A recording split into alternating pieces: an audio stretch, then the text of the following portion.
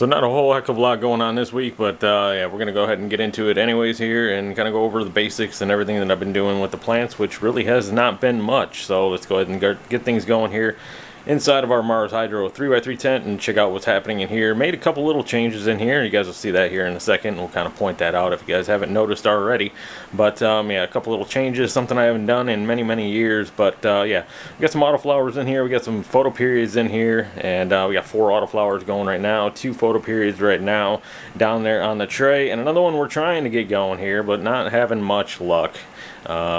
Hopefully this one will go. I do see a bit of a soil disturbance down there, so I do believe that that one's going to go. So hopefully maybe today it'll be day 1 for, who is that again? Alchemist Apprentice. So yeah, hopefully it'll be day 1 for that plant there. That is an autoflower, 5-gallon pots. All these plants here are in 5-gallon pots and being grown with Dr. Earth dry mimics. So this plant right here, Flight of the Concords, Crinkle Cookie, and there's another Crinkle Cookie back here. Another Crinkle Cookie right there. It's all day 9 for these plants here. Then the mulberry over here, day 5. I'll get back there a little bit closer here for you guys in a minute. I just want to make sure that I'm not stepping on any plants. And of course we got photo period plants down here, day 11. Is it day 11? Yeah, day 11, right? I have to double check my notes on that one. Anyways, yeah. So everybody's just kind of cruising along, doing their thing, looking good. They are. Just been pretty much watering whenever needed. And I used dechlorinated tap water to water. And yeah. Pretty much that's it. It's one thing that I like about growing with organics. You don't have to do much. Mainly the main thing you have to do with the autoflowers is just train. Training won't start for us until about week 3, between week 2 and week 3, depending on the size of the plants. And from there, yeah, a little bit of work from there, and a couple top dressings, and then we are all set and good to go. Pretty much all we do is just water in between. If you want to do compost teas for your plants, you can do compost teas. Every now and then I'll do compost teas, but not very often. This time around I opted not to go with compost teas. Maybe on the next run we'll do a compost tea run. But this one here, just water only. You guys will see the plants will turn out just fine. Real good actually. It doesn't matter how you guys decide to do it, even which ratio you use with the Dr. Earth dry mimics, your plants will still come out great every single time. So anyways, yeah, let's check them out here a little bit closer. So yeah, Flight of the Concords here looking good. So last week I told you guys, yeah, she kind of had a little yellow leaf going on. Look at how big she's gotten since last week, man. Wow. It was what, day 2 last week, day 9 now, and she's just cruising.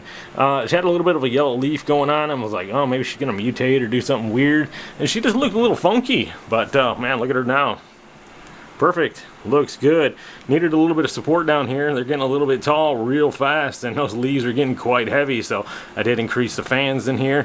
Fans will help strengthen the stalks, get the plants to stiffen up just a little bit more, and it'll help support that weight. But in the meantime, got a little bit of support down there. It doesn't take much. Doesn't take much. It's just a little wire just sticking into the soil, and it's just barely holding the plant.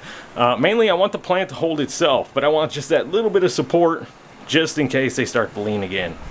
Crinkle Cookie back here also doing the exact same thing. So I had to give her a little bit of support as well. Day 9 looking good, looking real good.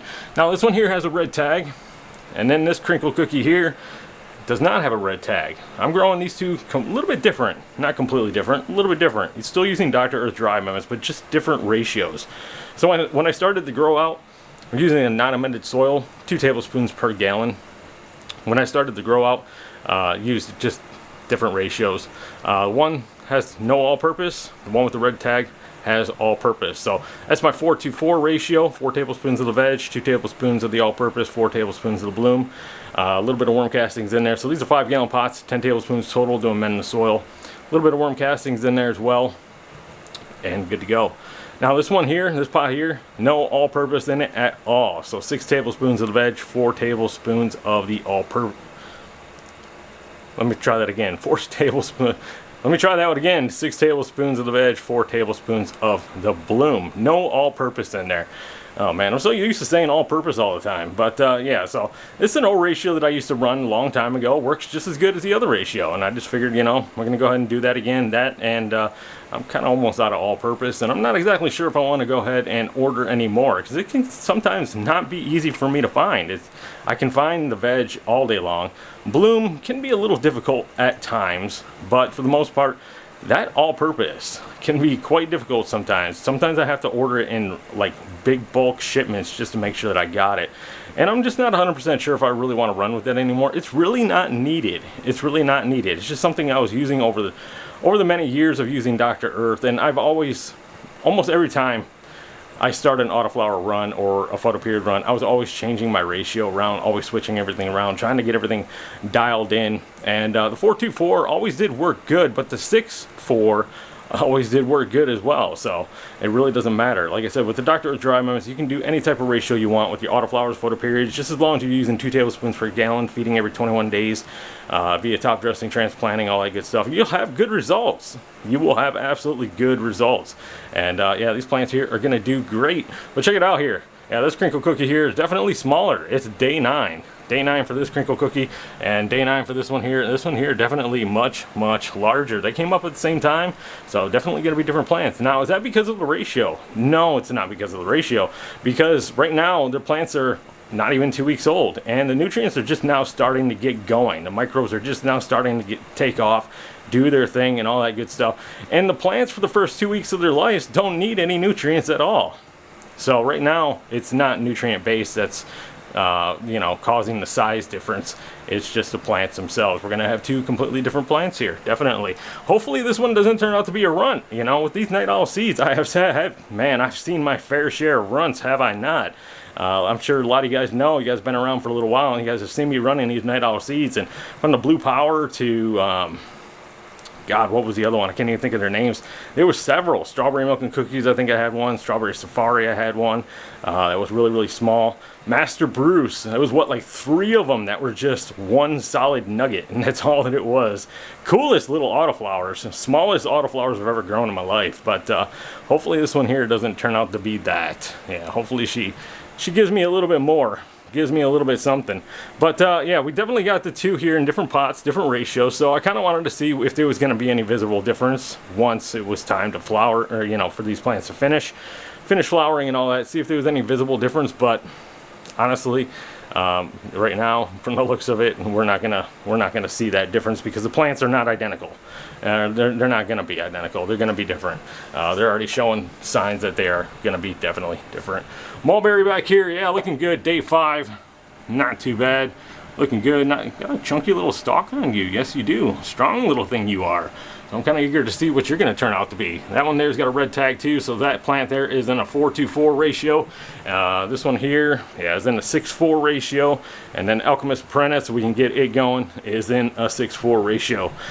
So yeah, if I can't get this Alchemist Apprentice to go, I'm thinking what I'm going to do is just take this pot, mix it with another pot, one more. And then take this pot here and the new pot that I mixed, drop 2 more seeds, stick them into my other 3x3 tent next to me here. Leave the 4 over here. Photo periods will go into the 1 3x3 tent. Leave the 4 over here and then do 2 in the other 3x3 tent. I'm thinking that's what I might do here. But I think we're going to get something here. Do you see the soil disturbance? Things are moving along, looking good. Oh, before I get up, let's check out the photo periods real quick. We got chicken and waffles down here. Jelly donuts. Day 11, looking good, looking really good. These plants here are not in Dr. Earth. These plants are in an unamended soil, Royal Gold Tuber mixed with Happy Frog soil. So about a 50-50 mix is what I like to do to start out my seedlings. And about 2 weeks later, I'll transplant. So it's about time for transplant. And when I do transplant, it will be into Happy Frog soil. I'm gonna go ahead and use that this time around. See how that works. It's been a minute since I've used it, and I just kind of want to try it again and see how it goes. Right now, plants are looking good. Everything looking good, looking real good.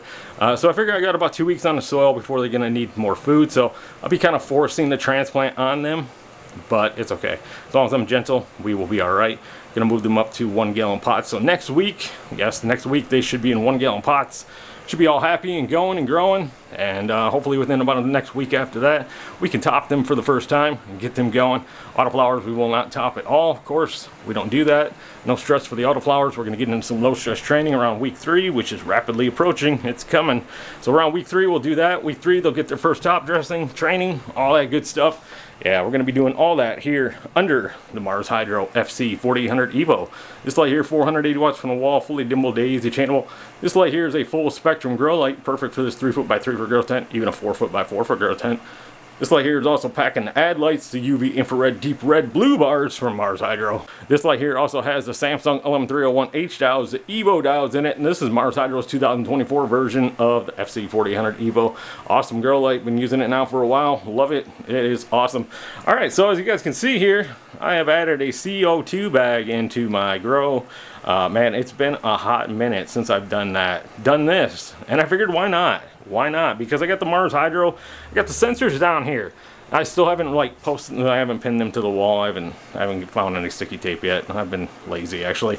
We got the CO2 sensors going on down here, and yeah, we're reading CO2 and we're reading all that temperature, humidity, good stuff. Yeah, and I figured why not? It's been a minute. It's been about 5 years actually. It's been a long time since I've used a CO2 bag. Now I used to use them for a while when I first started growing back here in this room back here, in this room, this bedroom area. When I started growing many years ago, I started using CO2 bags, and then it just kind of got expensive for me, and I wasn't even 100% sure if they even worked because, well, I didn't have a CO2 meter, and I couldn't afford a CO2 meter neither. So I stopped buying them. Figured they were a waste of money and pointless and this and that. I decided to go ahead and give them a shot again. Why not? So I bought 2 of them actually. I got one in this tent here, and I will have one in this tent over here. This 3x3 tent over here. The one that I have is just sitting there. It's an unactivated one. I have to activate it myself, so I can just kind of let it chill for now.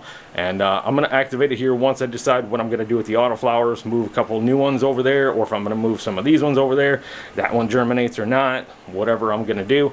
Once I do move plants over there, then I'm going to go ahead and get that CO2 bag going. But yeah, it's been a minute, man. It's been a minute. And now the question is, I'm sure some of you guys want to know, for those of you guys who've always been thinking about a CO2 bag, do they work? Well, according to the sensors, it does work. For the first couple days, nothing was happening. Okay, this was an already activated bag that I bought. This is the cheaper one. It's the original, and it was the cheaper one. They sent it to me. I stuck it in here. I checked out the CO2 numbers. You know, I kept an eye on the monitor here for the first couple days, 3 or 4 days, and I wasn't seeing much change at all. So I was hovering around like 500 ppm or so, between like 450, 500 ppm. It was kind of up and down depending on what was going on, you know, in the house and this and that and the other. And then all of a sudden, came home from work the one day and boom. I don't know why I keep looking over there. It's hard to see. The camera's not picking that up. But boom, man, there it was. Like 750 ppm, 800 ppm. When everything's closed up and I don't have the exhaust up too high, the fans are going and everything else, man, it builds up in here nicely. So it gets up to around 800 max ppm, and which is pretty good, I believe. And they work. And I'm actually kind of like, wow, man, they actually do work, you know. So when I do have the tent open, like it is right now, actually it's still kind of up there high, probably because I'm in here talking right now. But yeah, when I got the tent open, it definitely dips down lower, and then when I close it back up, you can see it just rise right back up again, and pretty much stays about right there. But yeah, it all really depends on too what's going on in the house. So, you know, will definitely affect the CO2. But yeah, eventually here, like I said, we're gonna get some of these Autoflowers moved over here and figure out if we can get that one to germinate or not. I think it's coming up, but eventually, yeah, we'll get some Autoflowers going in here. Hopefully by next week. I'm hoping by next week, get the plants in here, get that CO2 bag going in here. And in this tent here, we're running the Mars Hydro's 2023 version of the FC4800 Evo. Same exact specs as the other one, so I'm not going through it all again. It's pretty much the exact same light, just without the ad lights neither. But yeah, we'll get them crammed over in here. Then eventually, once the photopiers get a little bit bigger and get annoying and get in the way, we will put them here in this 3x3 tent, which is housing yet another FC4800, but it's not an Evo.